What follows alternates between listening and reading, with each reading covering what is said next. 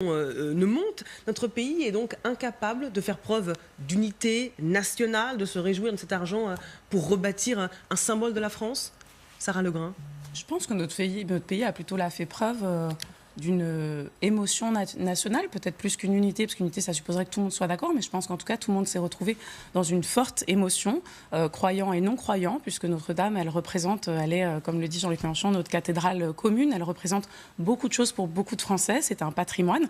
Maintenant, ce qui s'est produit ensuite, c'est qu'effectivement, les annonces de dons, dans la façon dont elles ont été orchestrées, dans la façon dont on a eu l'impression qu'il y avait une sorte de montée aux enchères de dons qui sont des très hauts dons, mais qui sont des dons qui évidemment peuvent se permettre que des très hautes fortunes, et qu'on sait par ailleurs que ces très hautes fortunes font partie de celles qui échappent à l'impôt par des mécanismes d'évasion fiscale. C'est tout cela qui a suscité une forme de polémique. Donc ça pose plutôt la question, non pas évidemment de la reconstruction de Notre-Dame et du besoin d'un effort national à ce sujet, mais la question de la façon dont on contribue à cet effort national. Il y a des millions de Français, je crois, qui auraient été heureux de pouvoir eux aussi verser des millions, de pouvoir être applaudis par toute la France pour avoir sauvé Notre-Dame. Mais ceux-là, ils payent leurs impôts. C'est pas normal que ce soit les grandes fortunes qui contribuent. Mais je trouverais normal que les grandes fortunes commencent par payer leurs impôts. Alors, ce qui a entretenu aussi la polémique, vous avez dû le voir, c'est qu'il y a eu une espèce de cacophonie, parce que finalement, au moment où notamment M. Pinault donnait, en fait, il y a eu une demande faite qu'il y ait 90% de défiscalisation. Il y a eu cette demande déposée.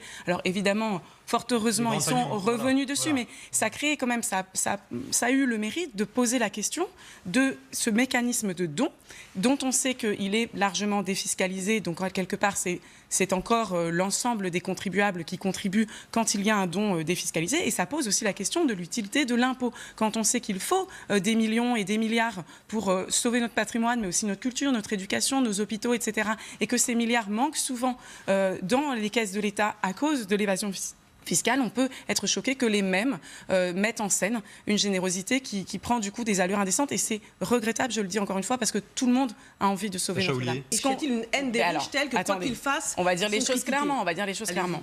Quand les sommes que vous êtes capable de donner, elles sont en partie accumulées parce que vous avez contourné le mécanisme de solidarité nationale, et je dis solidarité et non charité et non générosité, parce que depuis tout à l'heure vous employez le terme de générosité, mais c'est un mécanisme de solidarité nationale auquel profondément je crois, auquel je pense que la majorité des Français croient, c'est-à-dire l'importance de l'impôt pour permettre des biens communs, que ces biens communs soient des patrimoines, soit des services publics, et qui permettent justement à ceux qui ont le moins dans le pays, d'avoir des choses, parce que c'est ça le patrimoine, c'est ce que tous les Français ont, même ceux qui n'ont rien, même ceux qui n'ont pas d'appartement, d'une certaine façon ils ont Notre-Dame, et même ceux qui n'ont rien, eh bien ils ont une école publique qu'il faut sauver en France, ils ont un hôpital public, et c'est ça la valeur de l'impôt. Quand les mêmes qui annoncent des millions, qui du coup quelque part font, excusez-moi de le dire, mais une opération de communication pour leur entreprise, il y a aussi une forme de publicité autour des millions qu'ils annoncent, dit s'ils n'avaient rien donné, et que ces mêmes, attendez, que n'aurait-on pas dit s'ils avaient payé leurs impôts? Ça réglait la question.